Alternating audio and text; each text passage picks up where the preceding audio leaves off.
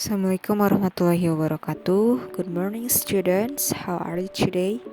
Semoga kita semua ada dalam keadaan sehat walafiat. Pada kesempatan kali ini kita akan mempelajari mengenai narrative text in the form of legend.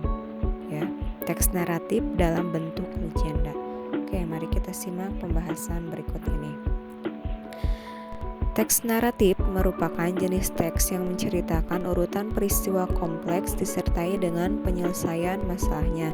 Jadi dalam teks naratif ini ada peristiwa kompleks atau rumit seperti konflik ya, dan ada juga penyelesaian masalahnya di mana peristiwa atau problem itu diselesaikan atau dicari penyelesaian masalahnya. Struktur dari teks naratif ada 4. Yang pertama adalah orientation, yaitu di mana dan kapan cerita tersebut terjadi dan memperkenalkan tokoh dalam cerita tersebut, siapa dan apa saja yang terlibat dalam cerita tersebut. Yang kedua adalah complication, yaitu menceritakan awal permasalahan yang berujung pada puncak masalah dan dari tokoh utama. Jadi permasalahannya, apa penyebabnya, lalu sampai kepada puncak masalah atau klimaks dari konflik tersebut. Setelah itu, yaitu adalah resolution. Permasalahan tersebut diselesaikan baik dalam akhir yang bahagia atau akhir yang tragis atau menyedihkan. Jadi ada happy ending atau sad ending.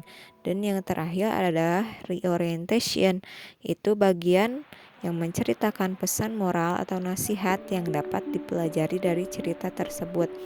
Nah, bagian ini bersifat opsional ya, artinya boleh ada atau tidak. Selanjutnya yaitu unsur kebahasaan dalam teks naratif. Yang pertama adalah menggunakan past tense atau verb 2. Contohnya dalam legenda Banyuwangi yang kemarin ya, the king sent his prime minister to a long mission. Verb 2-nya adalah send. Selanjutnya, she was so beautiful and that the king wanted her to be his wife. Was dan wanted adalah verb 2. Yang selanjutnya yaitu menggunakan action verb. Contohnya brag, walk, and through. He brought her to the river bank. Dia membawa istrinya ke sungai ya. Selanjutnya yaitu using conjunction. Conjunction itu adalah kata hubung ya. Contohnya seperti then, before, after that. Before he killed her and threw her into the river.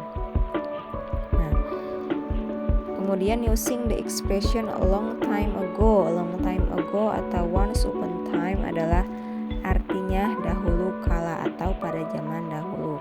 Selanjutnya yaitu elemen dalam teks naratif. Yang pertama adalah plot. Selanjutnya elemen dalam teks naratif. Yang pertama adalah plot. Plot adalah jalan cerita ya, atau peristiwa apa saja yang terdapat dalam teks naratif tersebut. Ada alur atau jalan cerita yang maju, ada juga alur yang mundur. Yang kedua adalah karakters. Karakters adalah orang-orang yang terdapat dalam cerita tersebut. Jadi tokohnya ada siapa saja, ada karakter yang baik atau protagonis, dan ada karakter yang jahat atau antagonis. Ada karakter utama, ada juga karakter pendukung ya. Yang selanjutnya adalah setting. Setting yaitu ada 2, setting tempat dan ada setting waktu. Jadi di mana dan kapan cerita itu terjadi biasanya diceritakannya dalam teks naratif tersebut. Seperti dahulu kala di sebuah desa ya.